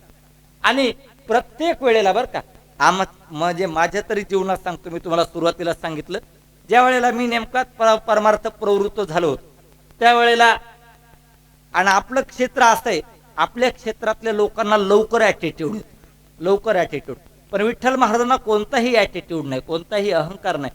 साधं सरळ व्यक्तिमत्व. खऱ्या अर्थानं रायवाडी गावाला एक प्राप्त झालेलं संप्रदायातलं दिव्य रत्न म्हणजे आमचे विठ्ठल महाराज आहे. हो, आणि मी काय त्यांनी माझं कीर्तन ठेवलं म्हणून मी काय त्यांची स्तुती करतो असाही भाग अजिबात करू नका. आज आम्ही फक्त सेवा आणि सेवा या भावनेतूनच या सेवेसाठी उपस्थित आहोत. विठ्ठला विठ्ठल. हो, आणि त्यांच्या प्रेमा खातर कुणाचंही भजन असतो, विठ्ठल महाराज आहेतच वाजवायला. कुणाचंही कीर्तन असतो, आहेतच विठ्ठल महाराज आहे. विठ्ठल महाराजांना आयुष्यात खूप लोकांनी फसवलं, पण विठ्ठल महाराजांनी कुणालाही फसवलं. आणि खरं सांगू, विठ्ठल महाराज काही काळजी करायची नाही, माऊली आपल्या पाठीशी आहे. तुमच्या पाठीशी नामदेव महाराजांचा आशीर्वाद आहे, बाकीच्यांचं काय आवश्यकता आहे. हो, असो, सर्वांच्या चरणारविंदी आदरणीय आबा सुद्धा वेळात वेळ काढून आले. महाराष्ट्रातलं खूप मोठं नाव आहे आबा म्हणजे. आदरणीय आमचे अभिमन्यू आबा पांचाळ, आबांचा पण स्वभाव वगैरे एक नंबर बरं का. आदरणीय आमचे संप्रदायातील एक अत्यंत उत्कृष्ट गायक, आमच्या परिसराचं भूषण, आदरणीय आमचे अमोल महाराज सोळंके, शिवाजी महाराज पिंपराळेकर. बरोबर, हा बरोबर, तर घ्या समजून. आता तुम्हाला माहितीच आहे म्हटल्यानंतर इतकी चर्चा करण्यास काय काम. आदरणीय आमचे पिराजी महाराज आहेत. आदरणीय परमपूज्य नेमकी ज्यांची काय ते मूर्तीची खूप रील सध्या व्हायरल होत आहे, चांगले आनंद आहे. आमचे स्वप्नील महाराज सुद्धा आहेत. आदरणीय आमचे नागनाथ महाराज आहेत. सर्वच मंडळी एकरुपेकर महाराज आहेत. कुठेही कुणाचे कीर्तन असलं, बिचारे परिसरात कीर्तनाला, आमच्या तर 100 कीर्तन त्यांनी ऐकले, कुठेही कीर्तनाला असतात. साते फळकर मंडळी, आदरणीय आमचे गोविंद महाराज आहेत. आदरणीय आमचे अमोल महाराज पण संप्रदायातलं एक अत्यंत उत्कृष्ट व्यक्तिमत्व, माझ्यावरती नितांत प्रेम असलेले व्यक्तिमत्व. आदरणीय आमचे अमोल महाराज जाधव ते सुद्धा आहेत. आदरणीय परमपूज्य आमचे सिद्धेश्वर महाराज गाढवे, आदरणीय आमचे पवन तात्या चुकलं, आमचे पवन तात्या करंजीकर ते सुद्धा आहेत. आदरणीय परमपूज्य आमचे बालाजी महाराज आहेत, पवन महाराज आहेत, मुंजाजी महाराज आहेत. सर्वच मंडळीत आमचे वैभव महाराज आहेत. आदरणीय बालाजीराव आहेत. सर्वच मंडळीत आपल्या वारकरी संप्रदाय ना, आमच्या वारकरी संप्रदाय चॅनलचे मालक, महाराष्ट्रात त्यांचं चॅनल खूप मोठं त्यांचं चॅनल आहे आणि त्यांचं नाव पण खूप मोठं आहे आणि त्यांचा स्वभाव पण खूप चांगला आहे. असे आदरणीय आमचे संकेतरावजी वाळुंज वारकरी संप्रदाय चॅनलचे मालक ते सुद्धा उपस्थित आहेत. त्यांना पण धन्यवाद. दादा तुमचं काय वारकरी संप्रदाय साहित्य लावून पोटा पाय दिला काय आमच्या असो, तुम्हाला सुद्धा धन्यवाद. तुमचं काय नाव? बरं, हा आपलं वारकरी संप्रदाय साहित्य चॅनलचे मालक आदरणीय परमपूज्य आमचे हनुमानरावजी बोखारे ते सुद्धा उपस्थित आहेत. दोघांसाठी पण टाळ्या वाजवा, दोघांसाठी त्यांना पण धन्यवाद देतो. आणि सर्व महाराज मंडळीसाठी टाळ्या वाजवा, सगळ्यांसाठी. एक छोटीशी भैरवी 2 मिनिटात होईल, नंतर अभंग होईल, नंतर पुष्पवृष्टी होईल आणि नंतर ज्या सूचना मिळतील त्याप्रमाणे कार्यक्रम होईल. म्हणा छोटीशी महाराज, म्हणा त्या, म्हणा पटकन म्हणा आणि एकेरी म्हणा.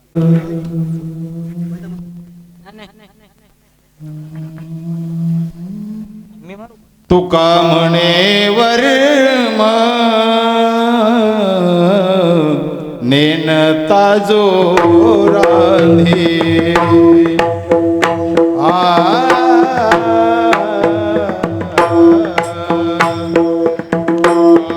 म्हणे वर्म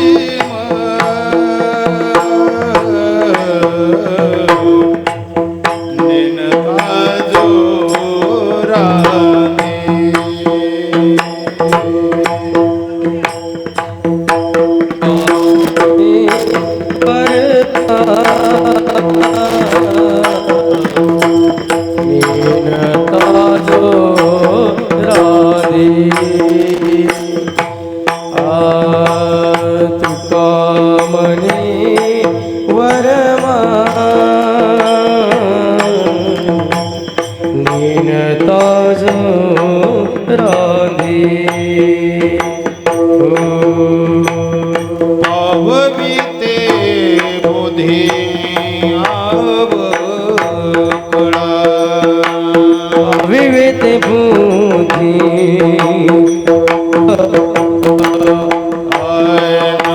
काही जे झालं बुद्धीचा पालट झाला पाहिजे बुद्धीचा पालट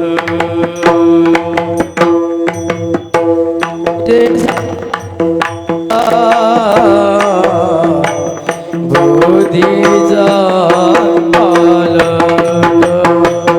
हो न पाहिजे झाला बुद्धीचा पालट हो केली खाटापाट वाया जाय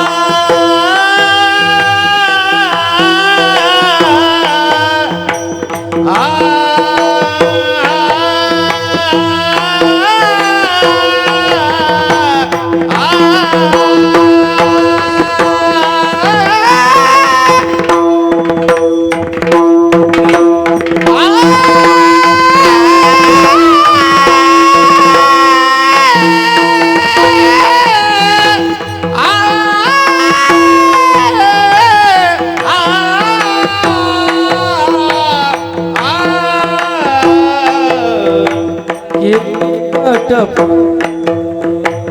जाय वाया केली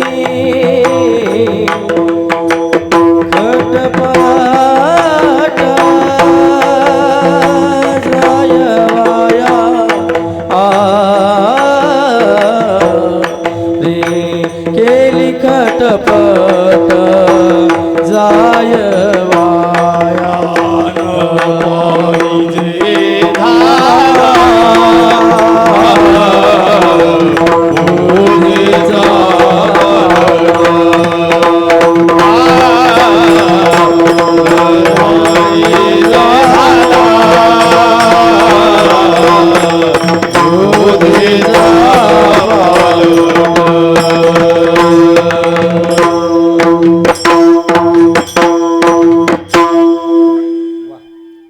समर्पुनी पायी झालो उतराई पांडुरंगा विठ्ठल जय जय विठ्ठल जय जय विठ्ठल जय जय विठ्ठल जय जय विठ्ठल आम्ही जातो तुम्ही कृपा सुद्यावी तुम्ही कृपा सुद्यावी आम्ही जातो तुम्ही कृपा सुद्यावी आम्ही जातो तुम्ही कृपा सुद्यावी सकळा सांगावी विनंती माझी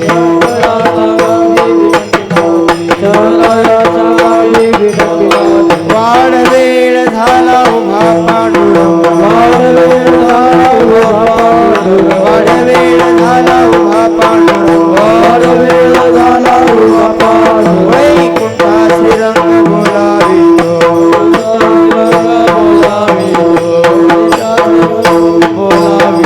अल्पकाळी विठू आम्हासी पावला अल्पकाळी विठू आम्हासी पावला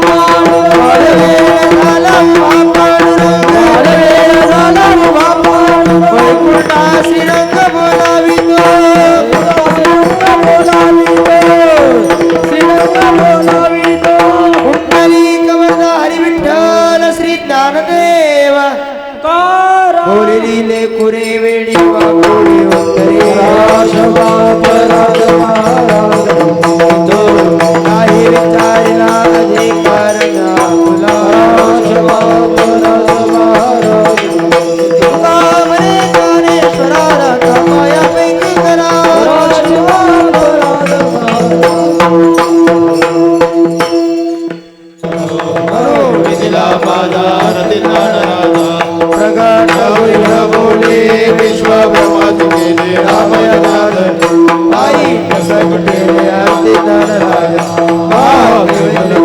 सेविती साधू मनोविधीला माझा रती ज्ञानराजा आरती तुकारामा स्वामी सद्गुरु धामा सच्चिदानंद पाय दाखवियामा आरती तुकारामा राघवे सागरात शानदारी ते सुखो गाते अभंग रक्षिले आरती तुकारामा स्वामी सद्गुरु धामा सच्चिदानंद पाय दाखवियामा आरती तुकारामा तुका तुलने से ब्रह्म तुका आले सोरे चरणी मस्तक आरती तुकारामा स्वामी सद्गुरु धामा सच्चिदानंद मूर्ती पाय दाखवियामा आरती तुकारामा खालील लोकांगण प्रेमे आलिंगन आनंदी पूजन अकल्प आयुष्य भावी तया कुळा कल्पनेची बाधा नो कोणी काळी अहंकाराचा वारा न लागू राजसा नामा म्हणे तया असावे कल्याण मागणे ते क तुझ प्रती आहे पांडुरंगा या संताश निरवी तुका मर्यादा उदार तू